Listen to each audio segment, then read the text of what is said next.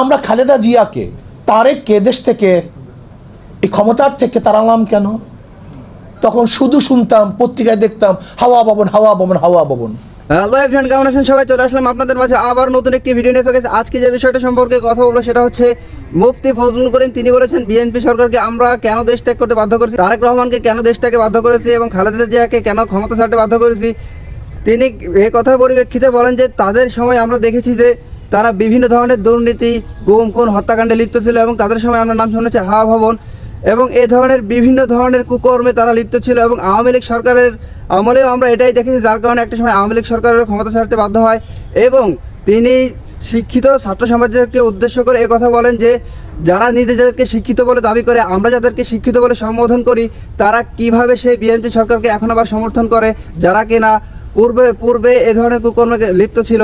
তিনি আরও বলেন, আমি বর্তমান বাংলাদেশ সরকারের প্রধান উপদেষ্টা ডক্টর মোহাম্মদ ইউনূসের সাথে বৈঠক করে তাকে একথা জানিয়েছি যে দয়া করে পশ্চিমাদের কোনো সংস্কৃতি আমাদের উপর চাপিয়ে দেবেন না এবং এটা যে 92% মুসলমানের দেশ, এটাও তিনি তাকে মাথায় রাখতে অনুরোধ করেছেন। সো গাইস, কথা না বাড়িয়ে চলে যাবো আমরা সরাসরি স্ক্রিন এবং বিস্তারিত থাকতে সম্পূর্ণ ভিডিও জুড়ে। আমরা খালেদা জিয়াকে তারেককে দেশ থেকে এই ক্ষমতার থেকে তাড়ালাম কেন? তখন শুধু শুনতাম, পত্রিকায় দেখতাম হাওয়া ভবন হাওয়া ভবন হাওয়া ভবন। ট্রান্সফার কেস, খাম্বা কেস, দুর্নীতি, চুরি, ডাকাতি, পত্রিকায় প্রতিদিন আসতে হেডলাইনে এত টাকা চুরি হয়েছে, এত টাকা ঘুষ হয়েছে, এত টাকা বাণিজ্য হয়েছে। আওয়ামী লীগের আমলে একই দেখছি। যদি আবারও সেই বিএনপিকে ক্ষমতা আনার জন্য আমাদের দেশের শিক্ষিত সমাজ, নীতিমান সমাজ কথা বলে, তাহলে আমরা তাদেরকে কি বলতে পারি? আমাকে বলুন, আমরা কি বলতে পারি? 5ই আগস্টের পরে যারা হত্যা করলো, গুম করলো, খুন করলো, চুরি করলো, ডাকাতি করলো, যারা চাঁদাবাজি শুরু করলো, তাদেরকে যদি আবার কোনো শিক্ষিত সমাজ, নীতিবান আদর্শবান মানুষ সাপোর্ট করে, তাকে আমি কি বলতে পারি? আমাকে বলুন তো, আমি কি বলতে পারি? আমি বিশ্বাস করি আমাদের সবচেয়ে বড় অভাব হলো নীতি আদর্শের।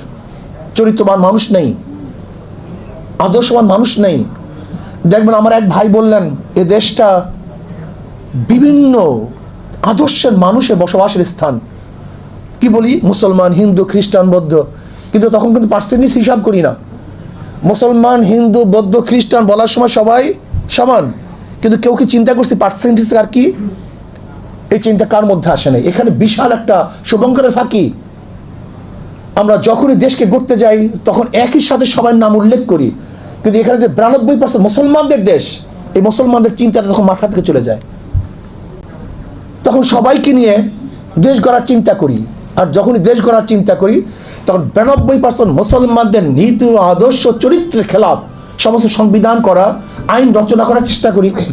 যেমন ধরে নেন ট্রান্সজেন্ডার, এটাকে মুসলমানরা মানে আমাদের উপর চাপিয়ে দেওয়া হয়েছে। এর জন্য আমি প্রধান উপদেষ্টার সাথে যখন সাক্ষাৎ করেছিলাম, আমি তাকে অনুরোধ করেছি পাশ্চাত্যদের কোনো সংস্কৃতি যেন আমাদের উপর চাপিয়ে দেওয়া না হয়, চাপিয়ে দেওয়া না হয়। আজকে যারা বাস্তবায়ন করবে আমাদের আইন কানুন, তাদের চরিত্রটা কি? এই যে সমকালের উদাহরণ দিছে আমাদের এক যুবক ভাই, গতদিন তাদের চরিত্র কি ছিল, আজকে তাদের চরিত্র কি? আপনি কি চিন্তা করতে পারছেন সুপ্রিম কোর্টের পুরা বেঞ্চ সরকার পরিবর্তন হওয়ার পরে যদি পরিবর্তন হয়ে যায়, সেই দেশটা কোথায়? যে ইউনিভার্সিটি সর্বোচ্চ বিদ্যাপীঠ, সেখানের ভিসি সহ যদি প্রফেসররা সেখান থেকে রিজাইন পেতে বাধ্য হয়, সেটা দেশটা কোথায়? আমাদের দেশে নীতি আদর্শ কোনো চর্চা হয় না, শুধু গবেষণা হয়। প্রয়োজন হল নীতি আদর্শ পরিবর্তন করা। যদি নীতি আদর্শ পরিবর্তন না করেন তাহলে অবস্থাটা কেমন হবে? একজনের নাম এ, একজনের নাম বি, একজনের নাম সি, তিনজনই চোর। ক্ষমতা আছে এ, সে কি করবে? হটাও এ বসাও বি, সে কি করবে? হটাও বি বসাও সি, সে কি করবে? তো গাইস, আপনারা সম্পূর্ণ ভিডিওটি দেখলেন এবং এই ভিডিও সম্পর্কে আপনাদের মূল্যবান মতামত অবশ্যই কমেন্ট বক্সে জানিয়ে যাবেন। দেখা হবে আপনাদের সাথে অন্য কোনো ভিডিওতে।